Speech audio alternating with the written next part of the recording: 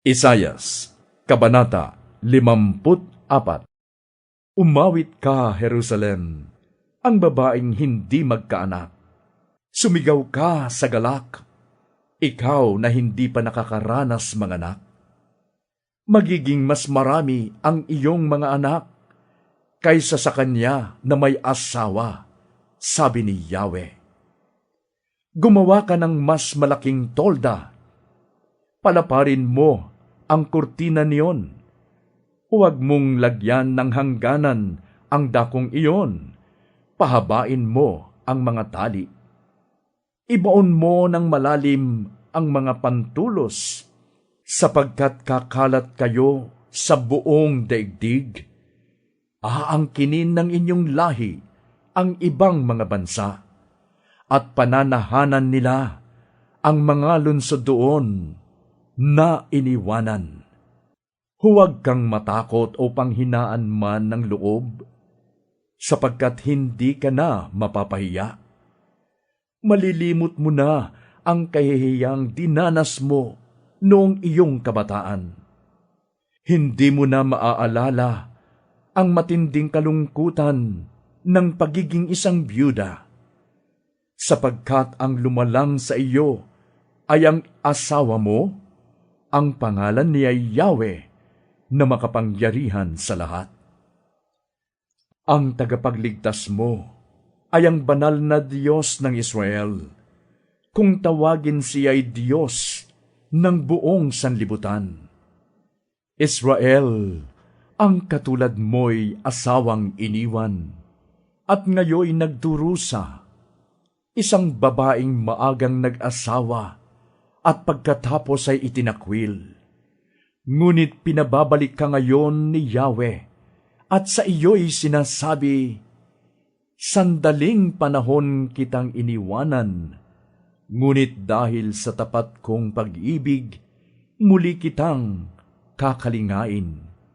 Sa tindi ng aking galit, sandali akong lumayo sa iyo, ngunit ipadarama ko sa iyo ang aking kahabagan sa pamamagitan ng pag-ibig na wagas.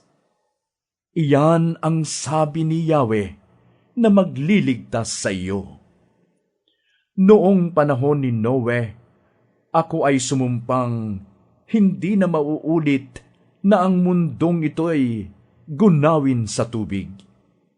Aking ipinapangako ngayon, hindi na ako magagalit sa iyo, at hindi na kita paparusahan muli.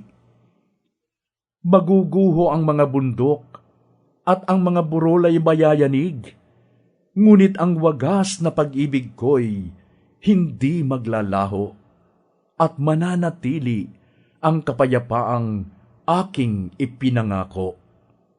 Iyan ang sinasabi ni Yahweh na nagmamahal sa iyo. Sinabi ni Yahweh, O Jerusalem, nagdurusang lunsod na walang umaliw sa kapighatian. Muling itatayo ang mga pundasyon mo. Ang gagamitin ko'y mamahaling bato. Rubi ang gagamitin sa iyong mga tore. Batong maningning ang iyong pintuan. At sa mga pader ay mga hiyas na makinang. Ako mismo ang magtuturo sa iyong mga anak. Sila'y magiging payapa at uunlad ang buhay. Patatatagin ka ng katuwiran. Magiging ligtas ka sa mga mananakop at wala kang katatakutang anuman. Kung may sumalakay sa iyo, hindi ito mula sa akin. Ngunit mabibigo ang sinumang sa iyo ay lumaban. Ako ang lumikha ng mga panday na nagpapaapoy sa baga at gumagawa ng mga sandata. Ako rin ang lumikha sa mga mandirigma na gumagamit sa mga sandata upang pumatay. Ngunit mula ngayon, wala nang sandatang gagamitin laban sa iyo, at masasagot mo ang anumang ibibintang sa iyo. Ang mga lingkod ko'y aking ipagtatanggol, at sila'y bibigyan ng pagtatagumpay. Ito ang sinabi ni Yahweh.